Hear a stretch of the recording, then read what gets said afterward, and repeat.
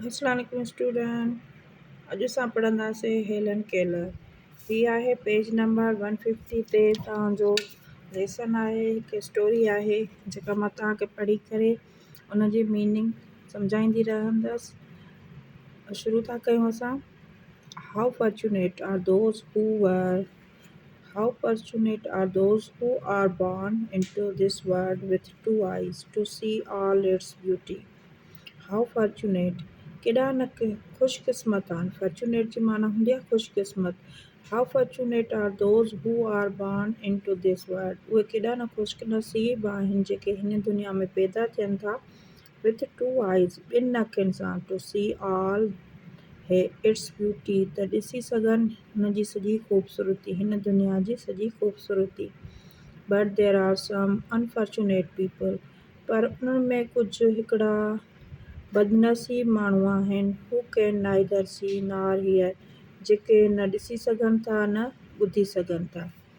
The can not see the lovely flowers blooming in the garden. They can not see the lovely flowers blooming in the gardens, उहे नथा ॾिसी सघनि गुलनि खे खिलंदे बाग़नि में। Or hear the birds singing sweet song, ऐं नथा ॿुधी सघनि उन्हनि पखियुनि जो प्यारो आवाज़ु जॾहिं हू ॻाईंदा आहिनि। But worse is the fate of those who could see and hear once. But worse is the fate, पर क़िस्मत उन जे उबतड़ आहे। Of those who could see and hear, जेके ॾिसनि था ऐं ॿुधनि था। वंस, हिकु दफ़ो। एंड देन नो मोर, ऐं उन खां पोइ उन्हनि जी उहो ॿुधणु ऐं ॾिसणु ख़तमु थो थी वञे। However, तंहिं हूंदे बि many of them are courageous, पर उन्हनि मां के बहादुर आहिनि। courageous जी माना आहे बहादुर। and bold courageous, जेके बर्दाश्त कनि। they accept the challenges of their fate, उहे पंहिंजे नसीब जे मुश्किलनि खे फेस कनि था, मुंहुं ॾियनि था। And try to live life cheerfully, ऐं कोशिशि कनि था त हू ज़िंदगी जेको आहे सो ख़ुशीअ सां गुज़ारनि। One such brave and gorgeous person was Helen Keller, उन्हनि मां हिकु बहादुर इंसान आहे हेलन केलर।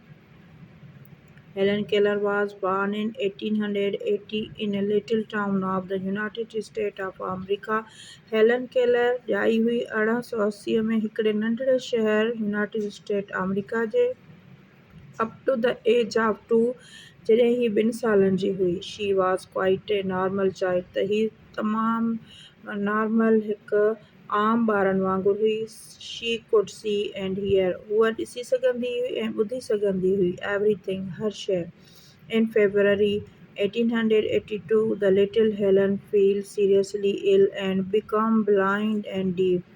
In February 1882 में little Helen feel seriously ill, नंढड़ी हेलन तमामु घणी बीमार थी पई। And became blind and deaf, ऐं उन खां पोइ हू जेको आहे अंधी ऐं ॿोड़ी थी वई। हर पेरेंट्स वर वेरी सैड, हुन जा वालदेन तमामु घणो ॾुखायल हुआ। But they never gave up, पर हुननि पंहिंजी हिमत न हारी। दे नेवर लॉस्ट होप, ऐं हुननि पंहिंजी उमेद खे ख़तमु न कयो। When Helen was 7 years old, जॾहिं हेलन 7 सालनि जी थी, her life changed completely, हुन जी ज़िंदगी बिल्कुल भी बदिलजी वई। Her father heard about Miss Sullivan, हुन जे पीउ ॿुधो हुयो मिस सलिवान जे लाइ। A woman who had become blind at one time, but she was one of those lucky few who regained their sight. A woman who had become blind at once, हिकु दफ़ो हूअ औरत अंधी थी वई हुई। One time, but she was one of those lucky few who regained their sight, पर हीअ उन्हनि ख़ुश नसीबनि मां हुई जिन खे पंहिंजी नज़र ॿीहर मिली वई। This woman chose to thank God for his kindness by helping other blind people.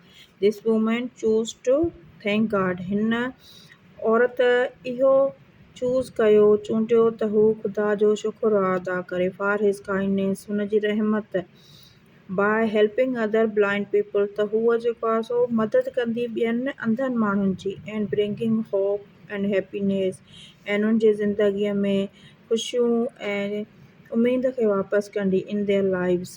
हेलन्स father approached her, Helen जे पीउ हुन ताईं पहुतो her and asked her to come and look after his blind child, ऐं हुनखे चयईं त हू हुन जे नंढे अंधे ॿार जी छोकिरीअ जी अची मदद करे। Miss Sullivan agreed and started teaching Helen. Miss Sullivan राज़ी थी वई ऐं हुनखे पढ़ाइण लॻी। ठीकु आहे स्टूडेंट, हीअ असांजो हाफ पैसेज आहे हेलन केलर जो। इंशाल्लाह नेक्स्ट पैसेज मां ॿियो तव्हांखे हिकु शॉर्ट वीडियो अपलोड कंदमि। पहिरियां तव्हां हिन खे ॾिसी वठो, हिन जी माना खे केयरफुली ॿुधो पढ़ो। जेकॾहिं हिकु दफ़ो तव्हांखे ॻाल्हि सम्झ में नथी अचे, तव्हां हिन खे बार बार ॿुधो, रिपीट कयो ऐं पंहिंजे पाण पढ़णु शुरू कयो। ऐं जिन फ्रेंड्स खे कोई हेल्प जी ज़रूरत आहे, नीड आहे, तव्हां उन्हनि जे हिन वीडियो जी लिंक शेयर करे सघो था। Thank U.